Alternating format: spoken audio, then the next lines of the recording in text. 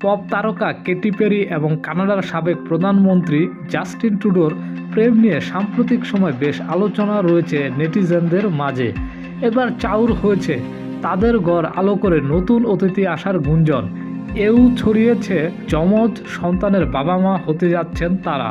বিষয়টি নিয়ে সংবাদ মাধ্যমে মুখ খুলেছেন এই জুটির এক ঘনিষ্ঠ সূত্র। সম্প্রতি এক্সে একটি পোস্ট দ্রুত ভাইরাল হয়। সেখানে দাবি করা হয় পেরি ও ট্রুডো দম্পতি তাদের প্রথম সন্তানের অপেক্ষায় আছেন। তাদের সাম্প্রতিক একটি সফরের ছবির সঙ্গে এই তথ্য যুক্ত করে প্রচার করায় মুহূর্তেই তা লাখ লাখ মানুষের নজরে আসে। নেটিজেনদের কেউ কেউ এই খবরে উচ্ছ্বাস প্রকাশ করলেও অনেকে তথ্যের সত্যতা নিয়ে প্রশ্ন তোলেন। পরে দেখা যায় এই গুঞ্জনের সূত্রপাত মূলত একটি প্যারোডি অ্যাকাউন্ট থেকে। সেখানে 2014 সালের একটি পুরনো সোনোগ্রাম রিপোর্ট ব্যবহার করে দাবি করা হয় যে কেটি পেরি অন্তঃসত্ত্বা।